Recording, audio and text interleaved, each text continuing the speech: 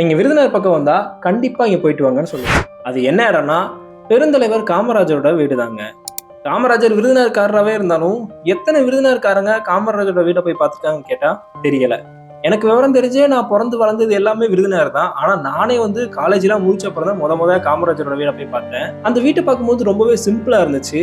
வீட்டோட நடுஹால்ல காமராஜரோட சிலை, அதை சுற்றி காமராஜரோட ஃபோட்டோஸ் இருந்துச்சு. அந்த ஃபோட்டோஸ்லாம் பார்த்தீங்கன்னா காமராஜரோட சின்ன வயசு ஃபோட்டோ, அதுக்கப்புறம் அவர் அரசியலுக்கு வந்ததுக்கப்புறம் நிறைய தலைவர்களை சந்திச்சிருக்காரு. அந்த ஃபோட்டோஸும் அங்கே இருந்துச்சு. நேஷனல் லெவலில் நேகரோட ஃபோட்டோ எடுத்திருக்காரு. அதே மாதிரி இன்டர்நேஷனல் லெவலில் எத்தியோப்பியா மன்னர், இந்த மாதிரி வெளிநாட்டு தலைவர்களையும் அவர் சந்திச்சு ஃபோட்டோ எடுத்திருக்காரு. சாதாரண விருதுப்பட்டி, விருதுநகர் இப்போதான், அப்போ விருதுப்பட்டி தான். அந்த ஊர்ல பிறந்து அவ்வளவு தூரம் போயிருக்காரு அப்படின்னும் போது ரொம்பவே இன்ஸ்பைரிங்கா இருந்துச்சு. அந்த வீடு வந்து 2 சின்ன ரூம் இருக்கும். அதுக்குள்ள பார்க்கும்போது அதுல வந்து காமராஜரோட பொருட்கள் வச்சிருந்தாங்க. வேஷ்டி இருந்துச்சு, கோட்டு இருந்துச்சு. அவர் பயன்படுத்தின சில பொருட்கள்லாம் ஒரு சூட் கேஸ்ல வச்சிருந்தாங்க.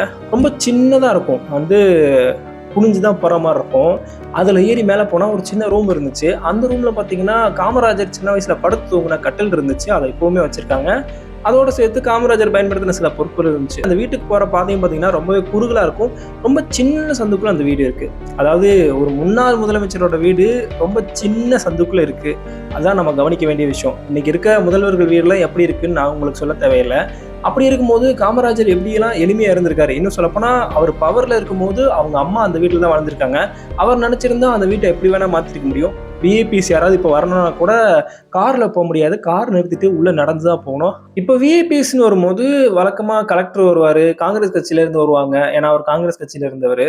ஆனா அதை தாண்டி ஒரு எம்எல்ஏ எம்பி வந்த மாதிரி நான் எங்கேயுமே பார்த்தது இல்லை. இன்னும் சொல்லப்போனா சிஎம்ஏ நிறைய தடவை வந்து விருதுநகருக்கு வந்து போயிருக்காங்க. இப்ப இருக்க சிஎமும் சரி, இதுக்கு முன்னாடி சிஎம்மா இருந்தவங்களும் சரி விருதுநகருக்கு வந்திருக்காங்க. ஆனா வரும்போது ஒரு ஃபார்மர் சீஃப் மினிஸ்டர், இன்னைக்கு தமிழ்நாட்டுல வந்து அவருடைய ஆட்சி தான் பொற்காலம் அப்படின்னு சொல்றாங்க. ஆனா அப்படிப்பட்டவரோட வீட்டுக்கு வந்து ஒரு மரியாதை செஞ்சு நான் இது நாள் வரைக்கும் கேள்விப்பட்டதே இல்லை. ஏன்னு எனக்கும் தெரியல. இதுக்கு விசாரிச்ச போது சில கான்ஸ்பிரசி தியரிகளை காரணமா சொல்றாங்க. அது என்ன காரணமா இருக்கும்னு உங்களுக்கு தெரிஞ்சா கமெண்ட்ல சொல்லுங்க.